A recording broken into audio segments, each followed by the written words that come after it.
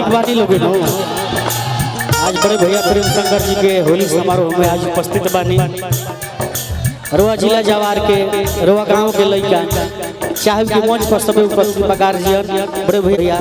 साथ साथ सभी को एल्बम चाहे की ताली बजा के आशीर्वाद दे।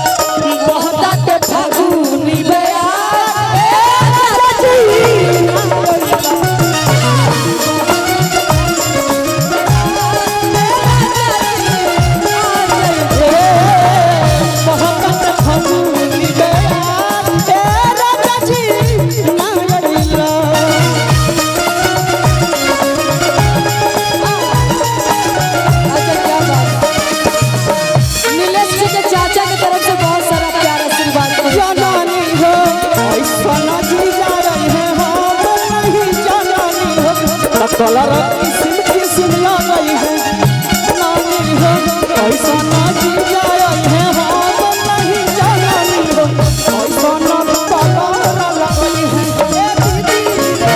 ऐसा ना कलर लगाई है बहुत फागुन दया राजा जी आ जाई बहुत फागुन दया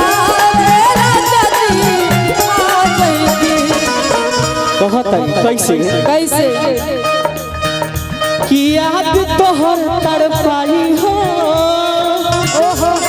और तब में गवाई हो याद तोहर तड़पाई हो तब में गवाई हो तोहर बात कइले पिया कैसे के भुलाई हो तोहर याद कैसे के भुलाई हो कि तू ही मेरा सवेला हो तू ही मेरा सवेला कि तू ही मेरा पावेला। आओ खेसारी नाचो आज खेसारी नाचेगा चंचल गाएगा खेसारी नाचेगी बसंती आज चलो भैया चरण चिपक तू ही मेरा पावेला बहुत नया बेला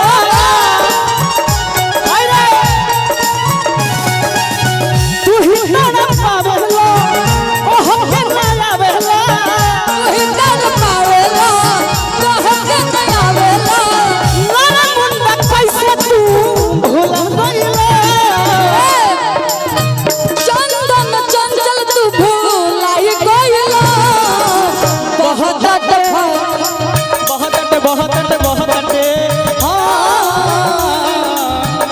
बहुत फागुनी बयार आ जाइता बहुत फागुन बयार राजा जी आ जाइता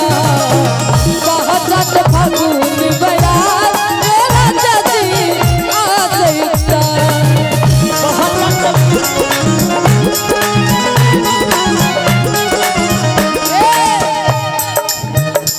भैया खाती को बाकी गाना आप गौले रहनी लेना हो चाहिए मीठा मीठा ए राकेश भैया मनिए में हो जनतानी पप्पू का भैया तू रंगल चाहे लखेला जीजा वैसा ही चलेगा जनतानी का तू रंगल चाहे लखेला जीजा जनतानी का तू रंगल चाहे लखेला जीजा रंगे ना दे हवे अपन सीना देखला जीजा रंगे ना दे हवे अपन चीजा देखला जीजा जनतानी का तू चाहे लखेला जीजा राकेश भैया अब जीजो का कहा बता कहीं नरमुंडा स्वामी शांति माहौल एकदम तू अखियालू हो साली हो दुलरवा साली तू अखियालू हो साली दुलरवा साली काहे तू जीजा जी के तेज हमार साली काहे तू जीजा जी के तेज हमार साली जनतानी का तू रंगल चाहे लखेला जीजा जनतानी का तू रंगल चाहे लाए छिनरा जीजा आगे कि जनतानी का तू रंगल अरे चाहे लाए छिनरा जीजा एक बड़ी अठा जीजा ए हमर मोटका जीजा सुंदरी मैं भी तेरा नरमुंडा जीजा हूँ महिलाओं मेरे पास आओ एगो वो गाना इल्वा बहुत सुंदर बा हर के भौजी के बहिनिया भी रौले बाटे नजरी अलुमी के चीज हुई आज खाला चाहे सगरी ये फालतूगिरी वाला गाना है